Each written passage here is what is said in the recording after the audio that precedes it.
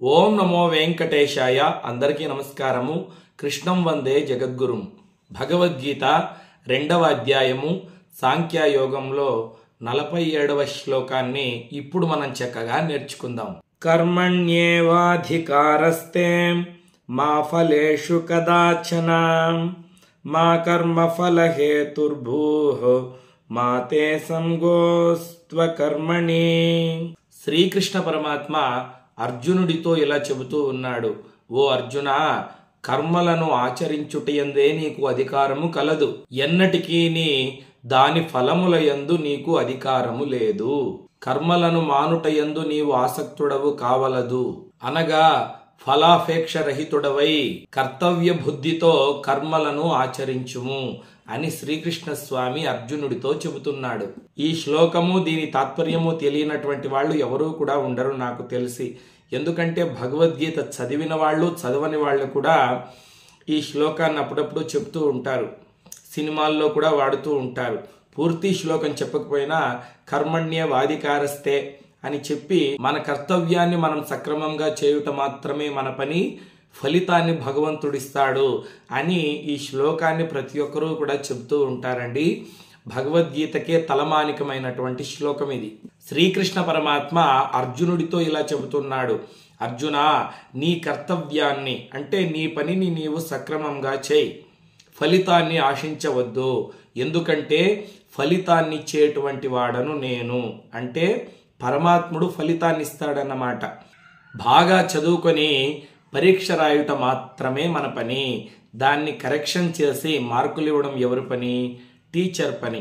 మనం పరీక్ష రాసి మనమే మార్కులు వేసుకోకూడదు కదా, దానికి మార్కులు వేసేటువంటి వాడు టీచర్ అన్నమాట. అదేవిధంగా కర్తవ్యాన్ని, మన పనిని మనం సక్రమంగా చేస్తుంటే దానికి ప్రతిఫలాన్ని పరమాత్ముడే ఇస్తాడు. నిష్కామ భావముతో ఫలాపేక్ష రహితులై మన కర్తవ్యాన్ని మనం సక్రమంగా నిర్వర్తిస్తూ ఉంటే భగవంతుడు మనకు ఏ సమయమునకు ఏ ఫలితాన్నైతే ఇవ్వాలో దాన్ని తప్పకుండా ఇచ్చి రక్షిస్తాడు. మనం ఒక పూజ చేస్తున్నాం, పరమాత్మ నీ అనుగ్రహం మా పైన ఉంటే చాలు అని ఆ స్వామిని ప్రార్థించినట్లయితే తప్పకుండా దానికి తగినటువంటి ఫలితాన్ని ఆ స్వామి ఇస్తాడు.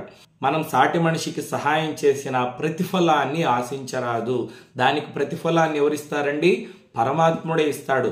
మనం ఏ పని చేసినా దానికి ఫలితాన్ని ఇచ్చేటువంటి వాడు అఖిలాండ కోటి బ్రహ్మాండ నాయకుడు, దేవాది దేవుడు శ్రీకృష్ణ పరమాత్మ అన్నమాట.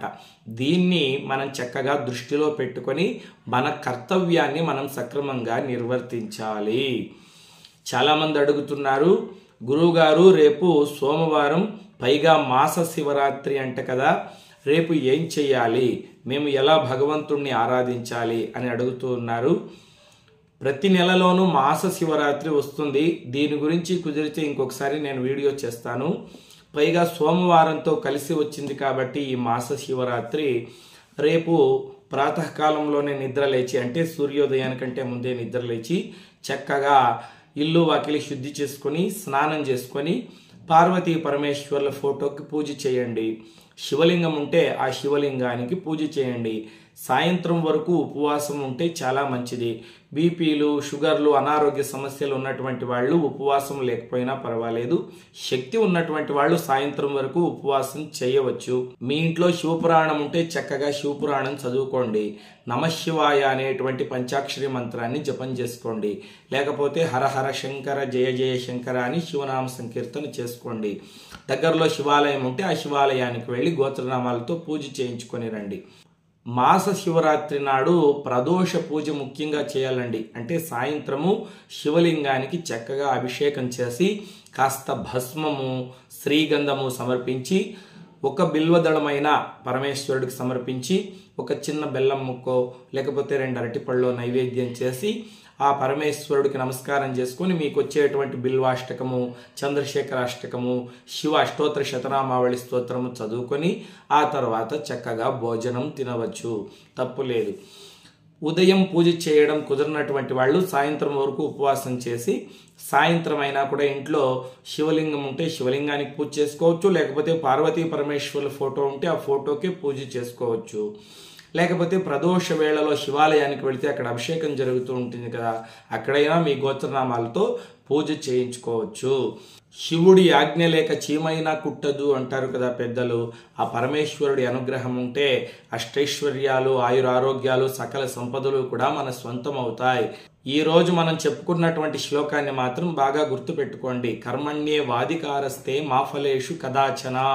అంటే మనం శ్రద్ధాభక్తులతో మాస శివరాత్రి నాడు ఆ పరమేశ్వరుణ్ణి పూజిస్తే ఫలితాన్ని భగవంతుడిస్తాడు. కాబట్టి రేపు మాస శివరాత్రి కాబట్టి తప్పకుండా ఇంట్లో శివారాధన చేసుకోండి. మీకు వచ్చిన స్తోత్రాలు చదువుకోండి.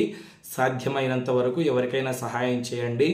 శివపురాణము, భగవద్గీత ఇటువంటి పుణ్య గ్రంథాలు చదువుకోండి. లోకా సమస్తా సుఖినో భవంతు. కృష్ణార్పణం.